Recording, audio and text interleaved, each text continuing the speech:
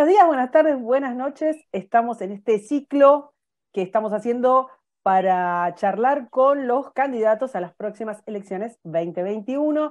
En este caso, estamos con un amigo mío, personal, Juan José Gómez Centurión, candidato a diputado nacional por la provincia de Buenos Aires, ¿seguro? Y hola, Cari, ¿cómo estás? Bueno, gracias por la invitación a este espacio tan lindo. Hace mucho que no charlábamos. Sí, candidato a diputado por NOS en la provincia de Buenos Aires. Bien, bien. Decime una cosa, esta candidatura, tiene que haber alguien en la familia, los amigos, el entorno que te diga, Juanjo, no, basta, dejate de joder, me complicás la vida, me empiojás, ¿por qué? Sos un tipo que tiene una carrera, que tiene muchas actividades, que tiene una familia muy numerosa, sos feliz con ellos. ¿Por qué, Juan? ¿Por qué? Bueno, vos sabés que yo no rijo mi vida por los patrones que en general se maneja la gente, yo quiero, yo deseo. Yo en general toda mi vida viví tratando de interpretar qué es lo que tengo que hacer y siento que lo tengo que hacer. Siento que la Argentina está frente a un abismo, miro a mis nietos, miro a mis hijos y digo, hemos hecho tantas cosas, he enterrado tanta gente por este país que yo no me puedo ir de este mundo sin tratar de hacer algo en el rescate de Argentina y generarles un futuro posible a mis hijos y a mis nietos, ¿no? A pesar de eso, sí hay un montón de gente que me dice, bueno, ya está, ya abandoná esto. Y bueno, hay estas cosas que mientras Tiene que más... haber alguien, uno de tus hijos, tu esposa, alguien que te diga, Claro, basta, Juan, basta, basta. claro. Pero vos sabés que en eso, cada vez que te dicen no, es como que te ahondan en el sentido de reafirmación de lo que estás haciendo, porque también yo veo que se dan cuenta del nivel de sacrificio y de trabajo que uno le pone a esta actividad, sin recursos, con lo cual ellos se dan cuenta del esfuerzo que es, pero yo creo que es un esfuerzo que vale la pena, intensamente. ¿Te pare- ¿Qué te parece que se puede lograr? Es una candidatura a diputado en unas condiciones muy desfavorables, como bien decías, de plata, de estructura, de militancia, de posibilidades en los medios. Es una cancha muy inclinada y entrás, vas a entrar vos, digamos. No es que entra, bueno, vas a entrar vos, ponerle a alguien más, pero seamos realistas, es una lucha muy solitaria la que vas a tener, enormemente solitaria, de mucho esfuerzo. ¿Qué, ¿Cuánto te parece que podés aportar con esa lucha? ¿Cuánto de simbólico hay además de vos ser diputado? No, acá no, creo que no hay cuestiones simbólicas. Y todo depende del diagnóstico que uno tenga, Karim. Yo lo que creo es que el gran actor del desastre argentino, el gran actor de la cooptación, de la destrucción institucional en la Argentina, es el sistema político. Con lo cual, la única salida posible es la transformación del sistema político, y lo primero que debe ser transformado es el sistema político, que es lo que yo creo, digamos, ¿no? Cuando vos mirás el sistema político tal cual como hoy está conformado, son núcleos de poder pautados, con un modelo de oposición absolutamente pautado, normalmente entre los dueños de una mesa chica que tiene un nombre, el macrismo, el kirchnerismo, el masismo, y es un gran show y un gran circo armado en base a la destrucción sistémica de la Argentina, no por voluntad, sino porque los recursos que se utilizan en sostener este show son los magros recursos que le quedan a la Argentina después de 4 décadas de haber vendido las joyas de la corona, de haber destruido el patrimonio estatal, de haber rematado todo el Estado en su dimensión estratégica, de convertir el Estado en la caja de pago de la política. Entonces, si no hay un arreglo del sistema político, muchos europeos me preguntan, entonces me dicen, che, a ver, hablemos en serio, ¿por qué los argentinos no pueden hacer un pacto de gobernabilidad con 3 puntos? Impuestos, dimensión del Estado, no sé, poner los 3 puntos que quieran. Y yo les digo, bueno, porque un pacto de gobernabilidad lo que requiere es institucionalidad. Porque si no, hay personas que firman pactos pero no tienen garante. los garantes de los pactos políticos son los partidos políticos. Y en la Argentina no hay partidos políticos. Los partidos políticos han desaparecido. Son pequeñas herramientas en manos de personas sin nota, a la orden de un patrón, manejando todo este sistema que acabamos de describir. Entonces, la Argentina hay que empezarle a dar institucionalidad desde el armado de partidos con una posición clara, parados en un lugar claro, no buscando gambetas electorales en forma sistemática, con una propuesta clara. Y Juan, si no... contá la cocina, porque vos esto lo decís y lo has dicho mucho en los medios, y yo sé de tu compromiso, pero la cocina de armar un partido político es destrozante para cualquier persona. Hablo económicamente, hablo de ánimo, hablo de fuerza.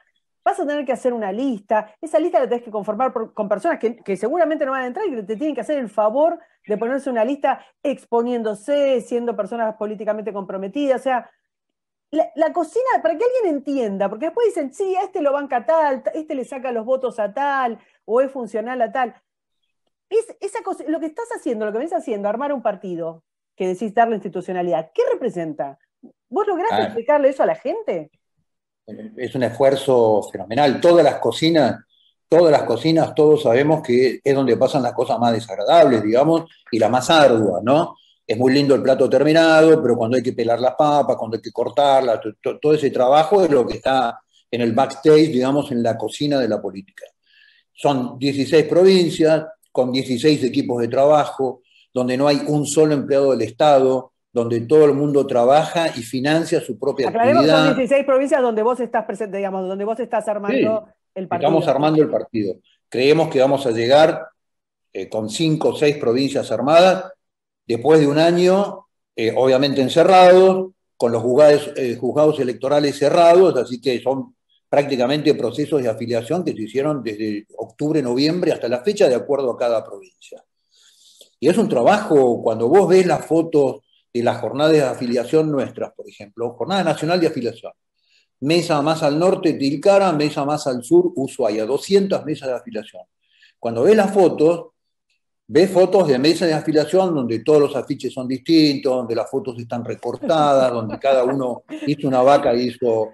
Bueno, muchos me critican y me dicen, che, Juan, esto no puede ser. Le digo, no, esto es lo que es un partido realmente hecho por la gente, digamos.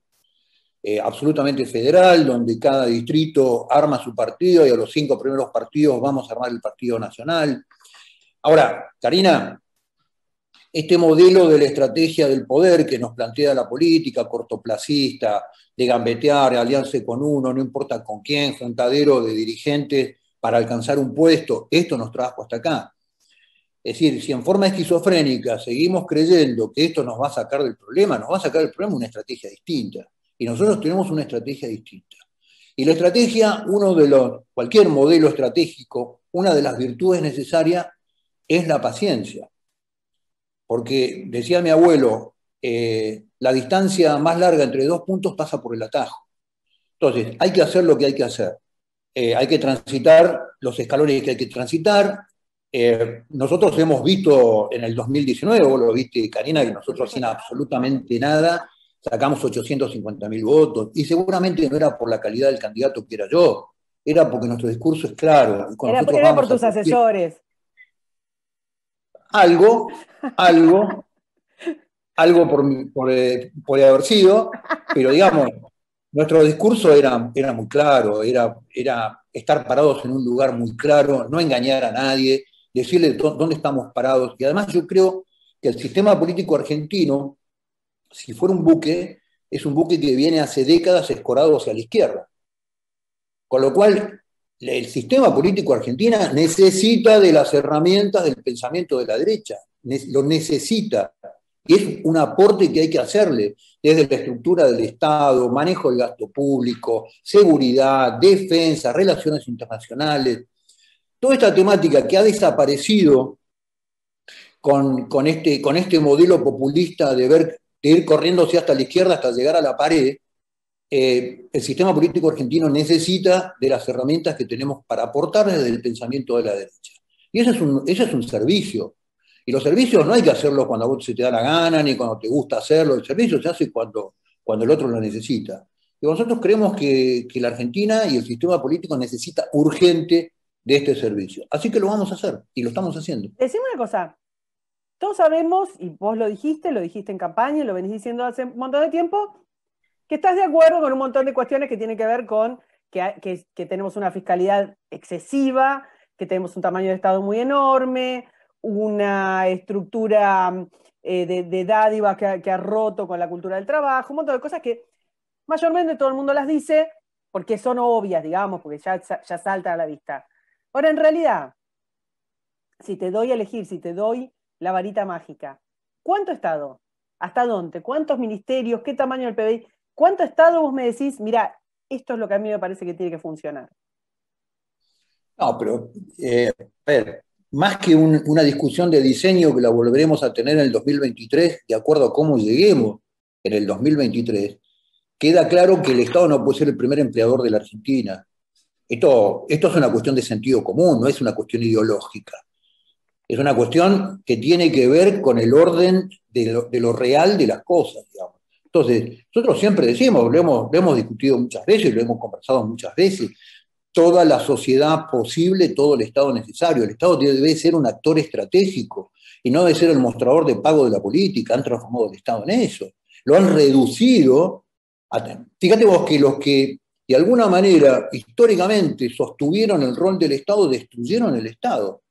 Destruyeron todo concepto estratégico del Estado. Hoy el Estado es solamente el mayor decisor económico en base a los cheques que firman los funcionarios.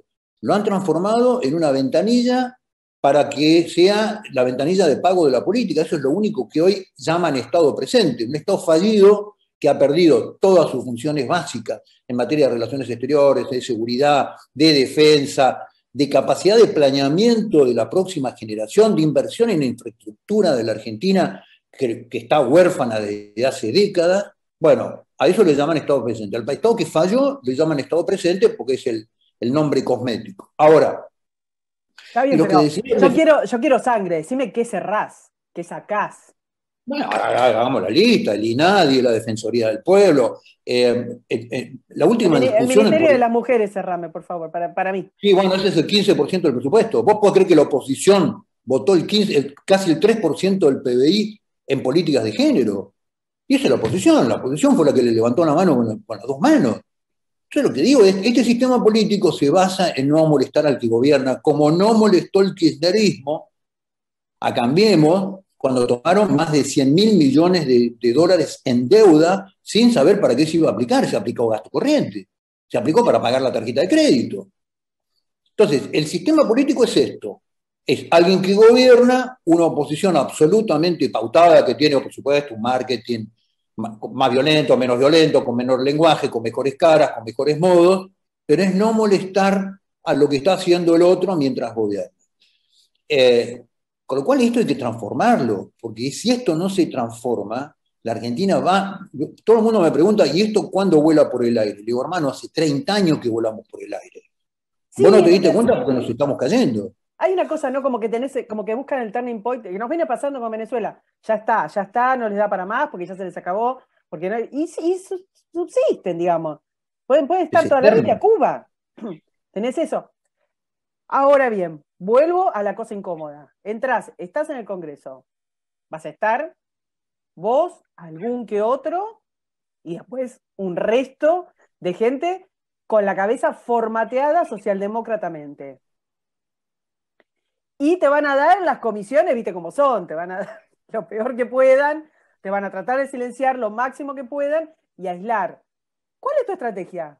De verdad, porque no vas a tener un superbloque, no te van a dar bolilla, vas a estar... Mariana, cuando vos sos diputado y en la Cámara de Diputados tenés un discurso distinto, tenés un discurso confrontativo, la gente lo escucha, y acá lo que lo tiene que escuchar es la gente, no tiene que escuchar los medios de comunicación y la política. Lo que tiene que escucharlo es la gente, y la gente lo escucha. Y si te escucha desde las redes, porque los medios de comunicación no te quieren llamar, yo hablo de temas insólitos en la Argentina, y no me llaman para un solo reportaje. El 24 de marzo, a la mañana, tenía 4 radios pautadas. Cuando fuimos Trend Topic en las redes, me bajaron las 4 radios. Pero a mí eso me genera a mí una excelente señal, me genera una señal de que estoy por el buen camino, digamos, absolutamente. Yo tengo una cabeza bastante, vos me conocés, bastante distinta al resto, digamos, ¿no? Mucha gente se sentiría desalentada por ello. Yo creo que realmente estoy en el buen camino. Si los medios de comunicación masivos, que son los socios del sistema político, los voceros del sistema político, no críticos, no analíticos, que manejan el mismo modelo del discurso único, del pensamiento único de todo el sistema político, no me convocan, es una excelente señal. Ahora, la gente te escucha y la gente te escucha por las redes y ese discurso empieza a ser un discurso distinto porque la política también tiene un rol docente en la sociedad. Este modelo de romper el pensamiento único, romper el discurso único, a mí me pasa hoy en la calle, Cari, yo camino y hay mucha gente que me dice, mire, yo creí que un montón de cosas que pensaba que no las podía decir porque estaban mal, y lo escucho usted me doy cuenta que no están mal, que se pueden decir, sí, sí. Claro, Sentate en la mesa el domingo y decíselo a tus hijos. Claro. Ahora, proyectos, planes, leyes para presentar y leyes para derogar. Yo sé que, pero quiero que le cuentes a la gente, ¿qué derogás si podés? Ya sé que ponés, vamos a derogar todo, pero no vas a poder derogar todo. ¿Con qué te vas a meter? Nosotros vamos básicamente con un kit de proyectos de ley para discutir, que va a ser muy duro. Uno, ya lo conoces, que es la modificación de cualquier mecanismo abortivo en la Argentina por la adopción prenatal. Uno. Dos, vamos con la modificación de uno o dos artículos concretos de la ley laboral. Uno de ellos tiene que ver con indemnizaciones. Tres, vamos con una propuesta completa de modificación de toda la ley de armas de la Argentina, que es un escándalo. La ley de armas de Argentina ha desarmado a la población. Cuatro, yo voy a llevar, y en esto ya está muy debatido, yo voy a llevar a la Cámara de Diputados el debate en la Argentina. En diciembre, mes de enero, perdón, ya se votó la pena de muerte. Se votó la pena de muerte para aquellas personas que son, primero, inocentes porque no están imputadas de ningún delito, ni acusadas de ningún delito, y segundo, que no han tenido ningún derecho a defensa. Entonces la pregunta es, instalada la pena de muerte, ¿a quién más tenemos que aplicarle la pena de muerte con el debido proceso garantizado todo su sistema de defensa individual y además que ha sido imputada y sentenciada por un crimen aberrante? Así que estamos terminando de elaborar eso, estamos viendo y midiendo cuáles son los delitos que vamos a proponer, con lo cual llevamos un paquete de leyes que no tenemos ninguna garantía, pero además en estas propuestas de ley yo sé lo que va a decir el oficialismo. A ver, lo sé de memoria, hice los silbidos y sé la bucheo. Yo lo que quiero ver es qué dice la oposición. Porque lo que tienen que entender las personas y los ciudadanos es que instalar en el Congreso voces distintas genera una mejor oposición en todo, porque necesariamente obliga a la oposición a romper el pacto con el oficialismo y a empezar a tener que atender otro discurso y otras voces y otras propuestas totalmente distintas. Bueno, a ver, parte de tu presentación para las presidenciales de 2019 hizo que la oposición ahora esté buscando o candidatos o esté abrazándose a un discurso un poco más a la derecha, lo que les da, lo que pueden. Son partidos cachol, son frentes que tienen muchísimos mini partidos adentro con distintos intereses, distintas tensiones, pero este corrimiento tiene que ver con haber instalado una candidatura sobre la que te criticaron mucho, como que era funcional a no sé quién y le robabas a no sé cuánto. Con eso y todo, ¿te parece que tenés en el Congreso posibilidades con diputados que ya están o con otros bloques, posibilidades de hacer acuerdos o te parece que vas a estar mucho tiempo aislado, solo? Te asombraría la cantidad de diputados que ya me contactan. Sí, ¿no? Sí, sí, claro. No sé si para hacer un bloque, pero se dan cuenta que si el sistema político no se transforma, los nobles diputados que están haciendo carrera no van a hacer la carrera en la nada, digamos. Con lo cual ya hay mucha gente que empieza a darse cuenta que este sistema político huele a podrido, porque está podrido. Entonces lo que hay que hacer es generar una voz distinta, propuestas distintas y dar la pelea desde ese lugar. Claro, si no damos pelea no hay posibilidad de transformarlo a esto. Ahora, vamos a decir, Bueno, pero te toca a vos dar la pelea, sí, obviamente. Además, yo lo asumí con toda la vocación del mundo y es el servicio que voy a hacer a la política. Bueno, te pedí un cuadro, que me digas algo que te guste mucho, que te represente. Me pasaste La creación de Adán, Sí. de Buonarroti, en la Capilla Sixtina. Eh, Estamos hablando de una obra del Renacimiento, una obra especial, porque, bueno, porque además de ser muy bella, tiene episodios del Génesis, estamos hablando de fuerzas de obras de vida, de mucho virtuosismo, y también estamos hablando de un Miguel Ángel que tardó muchísimo tiempo en hacer esa obra y que la pasó súper mal. Tuvo mucha zancadilla, mucha interna, mucha envidia, mucha política en su obra. Mucha política, digamos, para lograrlo. ¿Qué parte de todo eso te representa o te gusta porque te gusta Buonarroti, porque lo visitaste alguna vez? Bueno, me gusta todo ese contexto. Primero es una tremenda obra de arte que no está encuadrada, digamos, ¿no? Que no está entre cuatro maderas, ¿no? Con lo cual eso la transforma en una obra magnífica, además que está, le da marco, está colocada en el cielo donde se genera, ¿no? En el fresco, en el cielo donde se genera la escena, ¿no? La escena es extraordinaria, muy criticada en su época también, porque tenía de alguna manera un rasgo paganoide, digamos, esta cosa de Dios en figura de ser humano y de hombre, porque el toque de dedos había un acto físico y en realidad la creación se hace a través de un soplo. Bueno, había discusiones muy interesantes, pero también tiene esto que vos decís, los años que llevó a pintarlo, la cantidad de gente que participó, el tesón y el esfuerzo de un pintor que terminó su obra a pesar de todas las vicisitudes, eh, y la representación de algo que no solamente conjuga, obviamente, lo bello y lo bueno. Obviamente yo tengo una visión, vos me conocés, una visión absolutamente trascendente de la vida, digamos, soy creyente, eh, en la representación de una imagen que es el inicio de todas las cosas. Así que todo eso me parece que conforma un combo que me parece que tiene mucho que ver conmigo, digamos, ¿no? ¿Cuánto arte pictórico, musical, literatura, cuánto arte hay en tu vida? ¿Cuánto tiempo tenés para el arte y qué espacio le das al arte? ¿Te sirve, no le das pelota? No, cada vez menos, pero y tampoco tengo por ahí sensibilidades más desarrolladas hacia algún tipo de arte, a la música clásica. Mi madre y mi familia le gustaba mucho la música, con lo cual por ahí tengo más sensibilidad. La sensibilidad pictórica en general, eh, eh, me gusta mucho todo lo clásico, me gusta el impresionismo, me gusta mucho.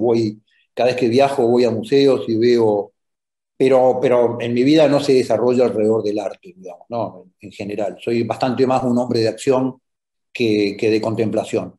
¿Y lees? Pero sí, hay cosas que me gustan mucho. Lees, sí que sé que lees mucho y que estudias, pero digo, ¿lees literatura? ¿Lees algo que no tenga que ver con la política? No, en general no. No, hace mucho que no leo ficción. Empecé ahora, me regalaron un libro extraordinario de un filósofo del derecho, que es un Aristóteles novelado, que me encantó y empecé a leerlo hace unas semanas, un libro bastante gordo, pero hace mucho que no leía ficción. Sí, leo mucho política, leo mucho filosofía, pero no ficción. Y la No. literatura en general fue una cuestión de mi infancia y adolescencia, también muy insuflada por una familia que leía mucho, en mi casa había una enorme cantidad de libros, pero después, te diría que después de la adolescencia, largué la literatura y la ficción y me dediqué más a los temas más duros de lectura. Y decime una cosa, la religión. Vos tenés conciencia de que hay una imagen, sobre todo de tus detractores, pero en general hay una imagen como que te guías demasiado por la religión, que tenés una impronta, ¿cómo ponerlo? Demasiado bocada en principios religiosos y que eso guía mucho tu vida. ¿Cuánto es el espacio de la religión en tu vida real? Bueno, lo que pasa es que cuando muchos hablan de religión como si fuera un hobby, digamos, entonces le ocupa mucho tiempo al hobby, ¿no? A ver, la religión para mí en mi vida es una cuestión ordenadora, es una cuestión que te ordena de arriba para abajo, digamos. En general, la mayoría de los conceptos que yo manejo en la vida social, en la vida pública, tengo una inspiración de valores que me bajan de la religión, digamos, ¿no? Con lo cual, en Sí, tiempo pero real.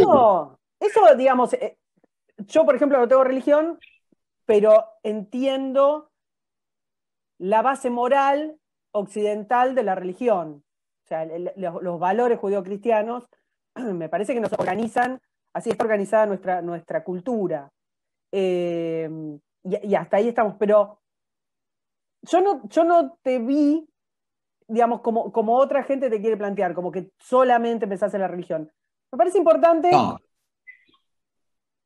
no, yo tengo mis espacios de espiritualidad personal, digamos, que me son necesarios, que no son públicos tampoco.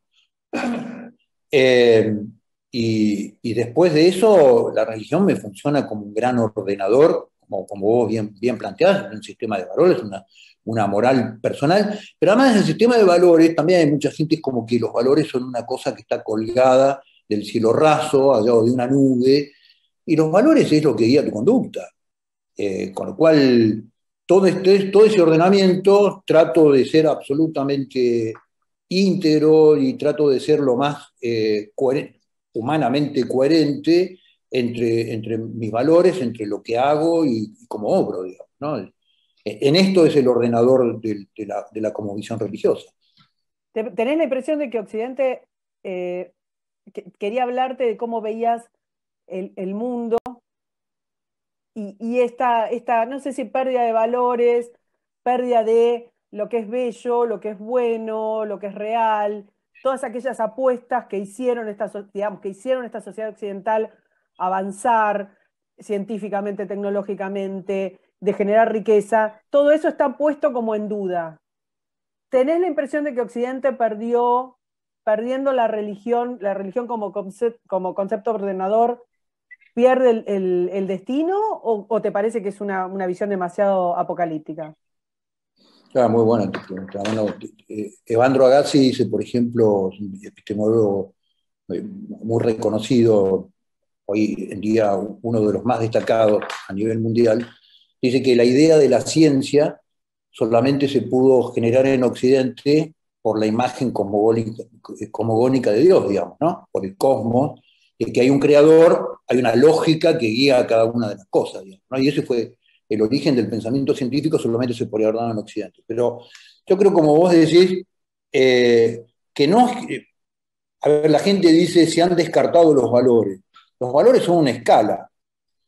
Lo que le ha pasado a Occidente es que sus viejos valores fundacionales, muy parecido a lo que vivimos y lo que vemos en Argentina, ha colocado otros valores.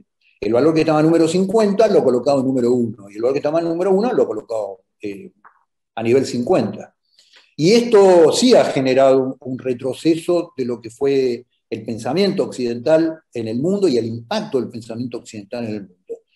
Y lo que vemos ahora es un enorme fenómeno de reacción de eso, de decir, a ver, ¿qué hemos hecho con esto? ¿Qué es lo que hemos heredado? ¿Cuál era nuestro destino y dónde estamos hoy? ¿No? Y estás viendo un reseteo muy importante en los países europeos, en los Estados Unidos, de volver, no de volver, de ir a aquellos valores que son tus orígenes y que le dieron sentido a lo que construyó Occidente. Y creo que estamos adentro de ese proceso. La historia es un sistema de péndulos, ¿no? En lo político, en lo social, en lo económico. Y creo que ya estamos de vuelta del péndulo de este modelo de colocar valores que eran prioridades segundas o terceras en primer lugar y de sacar aquellos valores que eran fundacionales y que eran prioritarios. ¿Sos optimista? Sí, claro, yo soy un gran optimista, Cari. Si no, no podría estar haciendo esto, obvio. Primero, soy un gran optimista porque sé que, de vuelta, a los detractores del fenómeno religioso, sé que todo lo que uno yuga en esta vida y todos los esfuerzos y todas las amarguras en algún momento serán pagados, y después porque tengo un enorme nivel de confianza en la realidad. vos podés comprimir la realidad como un resorte hasta un punto, y el día que te salta te arranca la cabeza, digamos, ¿no? Y creo que esto es lo que están haciendo.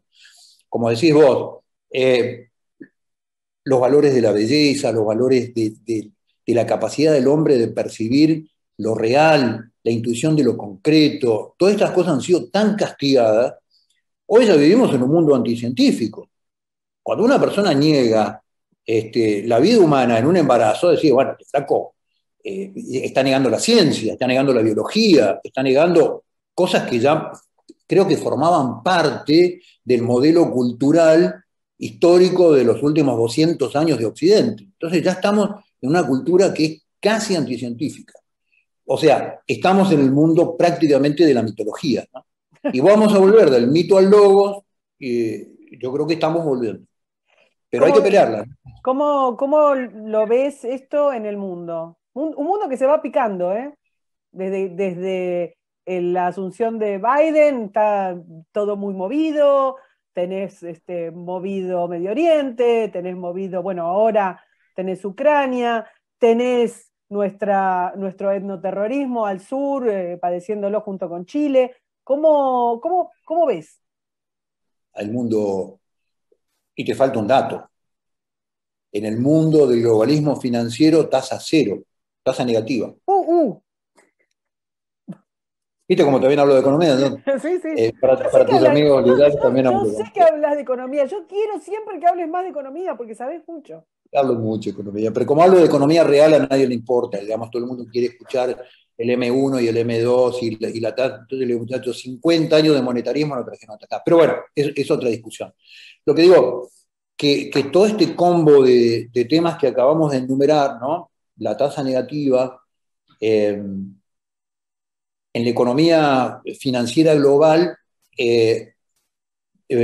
las pequeñas burbujas que arma el sistema financiero, las bitcoins, las criptomonedas, todo este modelo paralelo. No te metas con las criptos que nos vamos a pelear. No, yo no me meto en el mejor meter, yo no compro ni loco, compro criptomonedas, pero jóvenes no, tiene todo un sistema de asesoramiento, hay expertos en criptomonedas. No, lo que digo es que en todo este combo de conflictos que hasta ahora eran geopolíticos, me parece que el mundo está empezando a ver ya, a darse cuenta. Esto tengo una discusión profunda con todos los grandes amigos que siguen el sistema geopolítico, que para ellos la geopolítica sigue siendo el fenómeno del ejercicio del poder entre el fenómeno del Estado-Nación, digamos. Yo digo, no, hay actores hoy en día que son actores geopolíticos, como es todo el modelo globalista financiero, sobre todo en este fenómeno de aperturas de mercados, de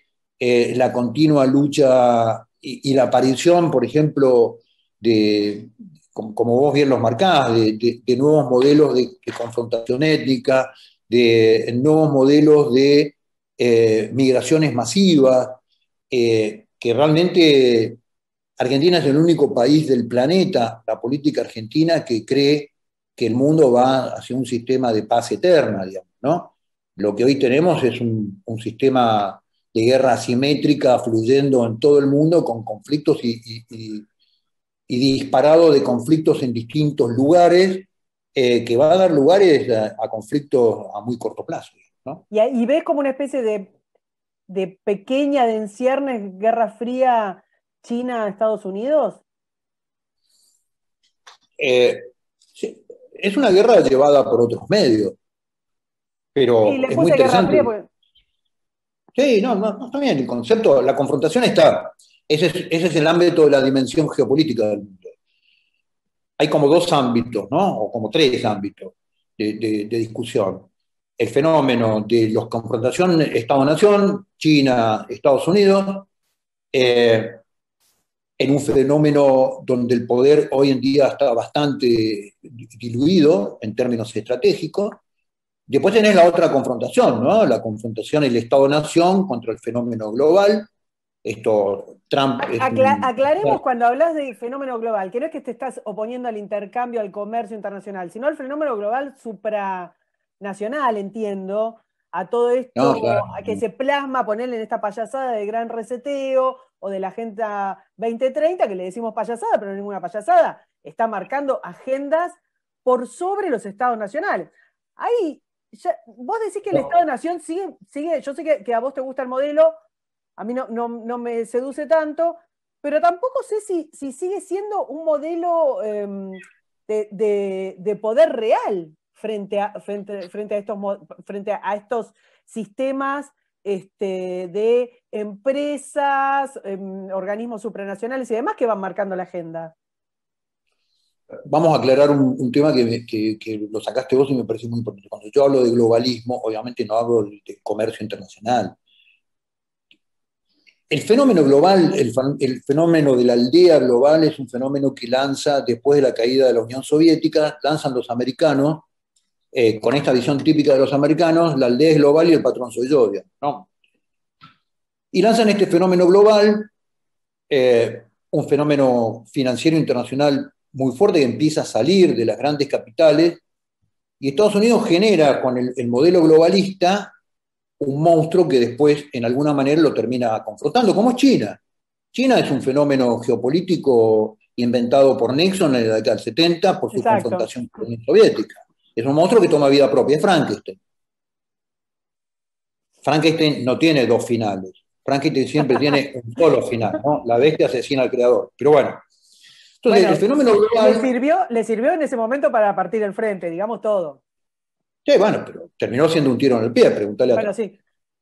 Cuando Trump discute su modelo político frente al modelo global, no solamente estaba discutiendo el sistema financiero, sino que además estaba discutiendo el trabajo, mucho más allá del comercio, dónde se producen las cosas.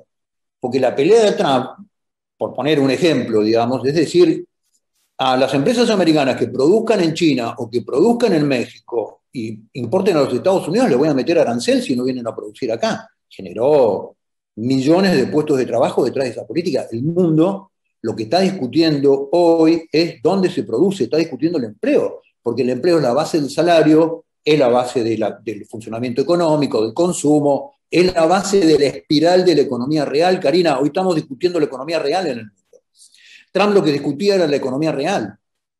Frente al fenómeno financiero global, que es lo que nos dice a todos, produzcamos en China, porque en China el empleado no tiene ningún tipo de legislación que lo proteja, no tiene estabilidad, es un gobierno absolutamente totalitario.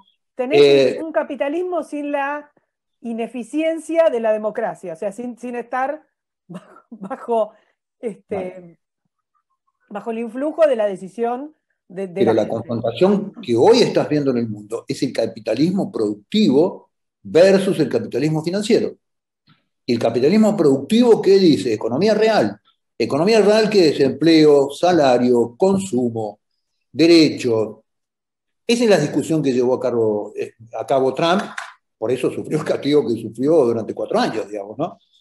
Entonces, yo veo que el mundo, vos lo ves en Hungría, en Italia... Y Trump ahí lo tenías un poco solo, ahora tenés a Bolsonaro, Johnson empezó de una manera, después se dio vuelta, tenés un conglomerado europeo que francamente a mí no me queda claro para dónde va, es una cosa medio rara. ¿No te parece que se van quedando solos? Vos sos optimista. Yo veo que hubo un 2015, 2016 y después como medio para atrás, parte del péndulo que decías. Bueno, vos fíjate que si me preguntás a mí, el problema de Trump es que Trump desde su cosmovisión del mundo, para mí tenía un profundo desprecio por la dimensión de lo político. Entonces él termina teniendo un éxito tremendo en determinados puntos de aplicación de sus políticas en Estados Unidos, logra convencer al redneck, logra volver al empleo a la clase media y a la clase media baja americana y lo traiciona a la política. Sí. Por eso, similitud que yo veo en muchos políticos en la Argentina, ¿no? Que desprecian este tema de la dimensión de lo político, entonces alquilan un taxi para ir a las elecciones y dicen, bueno, el tema de la política es ir y hablar en los medios. Y yo creo profundamente en la dimensión de lo político, por eso creo en la importancia de las herramientas políticas, porque fíjate vos lo que le pasó a Trump lo termina traicionando el Partido Republicano, lo entregó el Partido Republicano. Entonces, a ver, vos me decís, están muy solos, pero acá no solamente hay una Para mí la concepción del poder es más profunda que el tema de la silla, la firma y lo que aparece como el poder real. El hecho de empezar a transformar el pensamiento de la gente y empezar a decir hay otra forma de manejar las cosas y hay otra visión de las cosas, también es una fuente de poder enorme. Es más larga, es más compleja, pero me parece que eso se está logrando. Hoy el modelo antiglobal tiene reacciones en todo el mundo, en todo el mundo. Bueno, vos lo Sí, es ves cierto, a diario, ¿no? es cierto, es cierto. Si tenés que agarrar te voy a pedir un político nacional y uno internacional que te hayan marcado. No tiene que gustarte todo, quizás un aspecto, un momento, pero algo que decís, mira, ves esta cualidad de este tipo y de este otro. Vos sabés que es Y te esfuerzo, vos sabés de que, mala que soy, de torcida que soy, sí, absolutamente. te esfuerzo a uno internacional, porque si no, acá ya sé lo que vas a decir, No, no. para dejarme Yo, contenta a mí. si fuera liberal no me harías este tipo de preguntas Lo voy a incómodas, porque vos hacer, sabés lo voy a que hacer. Mi maldad, yo hago el mal sin mirar a quién. en política identificarte con alguien que sí reivindicar absolutamente el 100% desde su bautismo hasta su muerte, y esto Pero no es eso así, digamos. es pésimo. A mí, eso es Sí, parte de claro. la cultura de la cancelación. No te gusta lo que piensa un tipo respecto de, yo qué sé, no sé, comercio internacional, la historia, y ya cancelás al tipo totalmente. Es una cosa muy de los liberales. Lo hablé la vez pasada, mirá, con Venegas, que decía, hubo un debate, Gloria Álvarez y Laje. Y entonces de los dos bandos, y la verdad es que el enemigo es otro. Después te puede no gustar cómo piensa uno, cómo piensa el otro, pero no puedes cancelarlo completamente a la persona. Es poco inteligente. Somos tan poquitos de este lado y es tan grande la otra avanzada que cancelar a alguien 100% porque no te gusta, porque no te gusta la religión que tiene, porque no te gusta. Es loco. Por eso te estoy forzando. Complaciente no voy a ser nunca. Sí, claro, no, me imaginaba que a eso venía. A ver, político nacional, sin duda, Roca. La visión estratégica de Roca, Roca era un hombre formado en las trincheras de la Guerra del Paraguay, eh, con prácticamente muy escasa formación política. Él ve estratégicamente la Argentina que sigue, digamos, ¿no? Eh, Integra el territorio nacional, prácticamente refunda el Estado Nacional que venía a los tumbos desde el 52-53, que nunca se terminaba de conformar. Eh, y tiene la visión, vos fíjate que hasta Roca, este fenómeno que se llamaba toldería, que eran indios, cuatreros, delincuentes, Malones, escapados, violadores, ladrones, sí, sí. desertores, eh, donde la política argentina llegó a convivir hasta tal punto que hasta la literatura trataba ya idílicamente el fenómeno de la cautiva con Esteban Echeverría, de una pobre mujer secuestrada, castigada como esclavo, todo el fenómeno idílico de la cautiva. Bueno, esto, ¿qué hace la política argentina? La política argentina, frente a este fenómeno, ¿qué dice? Bueno, hagamos una zanja, convivamos con ellos. Hagamos una zanja desde el norte hasta el sur, ellos de un lado de la zanja, nosotros del otro, bueno, pero pueden pasar la zanja, y bueno, pero van a pasar menos. Y Roca dice, no, la solución no es esa. La solución de la Argentina es que el Estado Nacional sea capaz de imponer la ley en todo el territorio nacional. Entonces, esa es la visión que le aporta Roca a la Argentina. Bueno, crea el Estado, abre un proceso migratorio, ley de educación que le costó inclusive la excomunión del Vaticano, en fin, con todos los problemas, arma un Estado nacional y arma un concepto y un proyecto de nación que duró 150 años en Argentina, hasta que lo cancelaron en 83, 84, 85. Ese es Roca, digamos, ¿no? Cargado de efectos, con todos los efectos que tiene el ser humano, con sospecha en muchos casos en el proceso de integración de tierras de corrupción, con todo lo que tiene, digamos, ¿no? Pero su visión estratégica, Sí. su carácter, su temple, el hecho de ser capaz de congregar a su alrededor a lo mejor de la sociedad argentina, lo que generó fue un modelo de 150 años de desarrollo y un país que realmente asombró. Internacional me va a costar más, porque obviamente como yo tengo este cuestionamiento siempre desde mi visión, vos sabés que como yo no soy ideólogo, no tengo estas cosas de creer que lo que yo creo que es bueno para la Argentina es universal, digamos, yo creo que es bueno para la Argentina, tengo una pasión absoluta de observación de la realidad. Así que me va a costar más, hay políticos en la historia de Occidente que han sido extraordinarios. De Gaulle fue un tipo también con esa visión muy parecida a la de Roca de Francia, con un montón de cosas que le podemos. Churchill en la Segunda Guerra Mundial, Churchill ya desde la Primera Guerra Mundial, Churchill pierde un desembarco en Galípoli, que fue un fracaso absoluto, pero gana Turquía. Habiendo perdido la campaña, habiendo sido derrotado con una cantidad de bajas y vilipendiado por toda la opinión pública, gana Turquía después en el 2018. Hay muchos políticos extranjeros que realmente a lo largo de la historia te despiertan admiración por su capacidad de ver el futuro, de salir de la Casi todo lo coyuntura. que estás hablando tiene que ver eso, ¿no? Un tipo que se planta en la convicción, no importa lo que venga. Sí, y que previamente es capaz de, con los datos que tiene, no con los que no tiene, tratar de trazar un escenario futuro y ser persistente en la persecución de ese escenario. Creo que ese es el rol del político. El rol del político no es estar dando cajas pan los domingos, el rol del político es pensar para nuestros nietos, pensar para los que todavía no están, trazar un horizonte y ser capaz de llevar la situación a ese escenario, al escenario que todos pautamos y que todos queríamos. Esto es liderazgo, digamos. Todo lo demás es la dimensión, digamos, de lo carismático de la política, que como bien decía Max Weber, es una de las dimensiones y yo no la entiendo muy bien, digamos. Pero para mí el gran rol de la política es esto, es pensar el futuro, es pensar para la generación que viene, generar un proyecto, ser capaz de enamorar ese proyecto y llevarlo a cabo, ¿no? Bueno, va la última, no salgas con cosas políticamente correctas. Un, un personaje fantástico, un superhéroe, alguien del cómic, de la literatura, un personaje que tenga un poder sobrenatural, el que No, quieras. odié los Uno, cómics, sí, Superman, odié los no cómics de vivís DC, me en una parece, burbuja. no, Un pero superpoder que yo te lo doy para hacer política. ¿Qué harías con un... Pero decime ese poder, no me digas, un superpoder que te lo doy porque me decís, mira, yo con esto, no sé, no te quiero dar ejemplo porque te vas a agarrar de eso, pero algo que me digas, es que es todo tan difícil, tan agobiante, que si tuviera este superpoder, alguien que admires, no sé si cómics, pues también puede ser un personaje fantástico.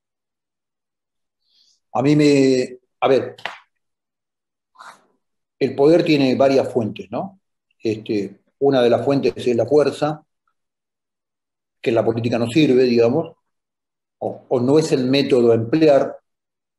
No sé, a mí me encantaría ser Hulk y entrar al Congreso. No.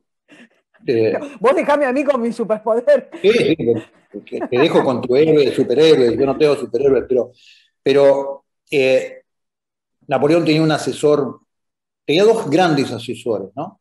Napoleón. Uno era Lafouche, que era su asesor, que había sido un preso, su asesor en política interna, digamos, en seguridad ciudadana, y el otro era el conde de Chateaubriand, que era su gran asesor en política exterior. Entonces, con este tema de esta obsesión de Napoleón por la fuerza, le decía a Napoleón, le decía, Mariscal, las bayonetas sirven para todos menos para sentarse arriba. Así que el poder de la fuerza llega un momento dado en que no te podés sentar arriba. El poder del dinero, tienes radio, es otra de las grandes fuentes de poder histórico, ¿no?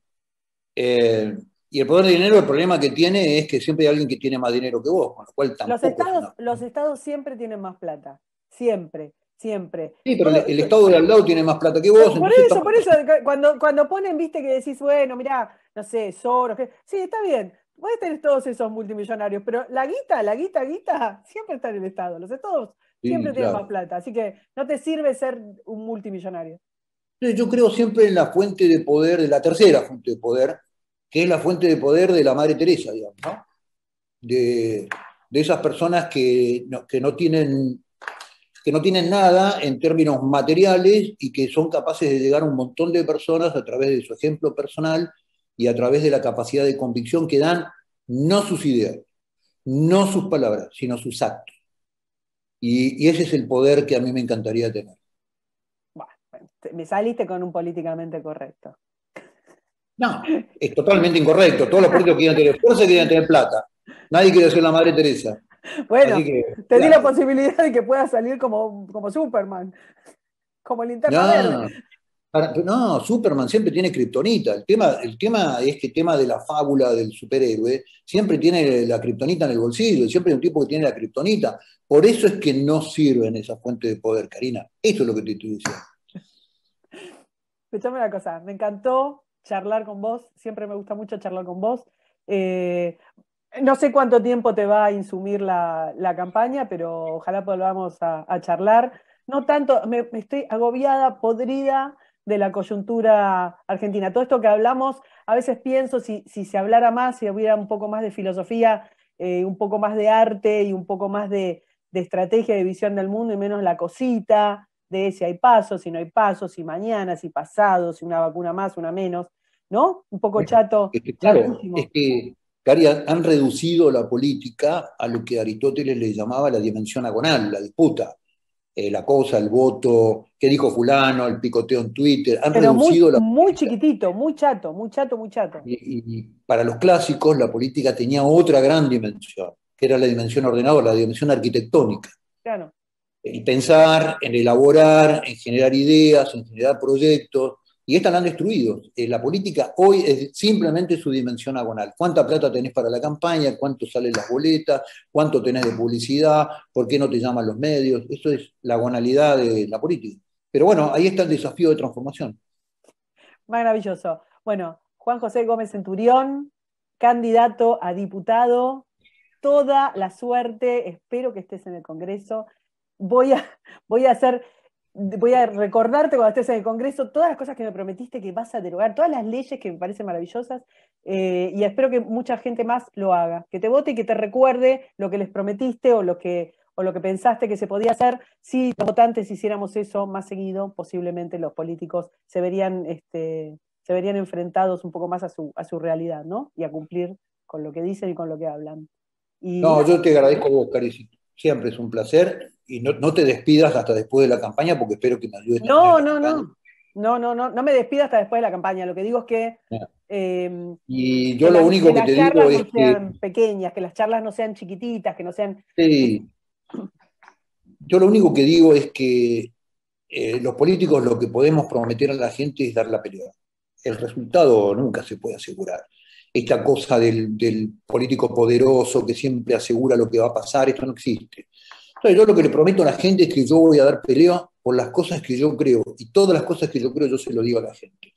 No me pida que dé pelea por otras cosas, porque no lo voy a dar. Pero con las cosas que yo creo, las cosas que yo estoy convencido que la Argentina necesita transformar para poder tener un futuro razonable para Argentina, yo voy a dar la pelea hasta el día que me muera. Así que la promesa está hecha. Bueno, un abrazo. Muchas gracias por todo. Claro, muchísimas gracias, Karim. Chao, chao.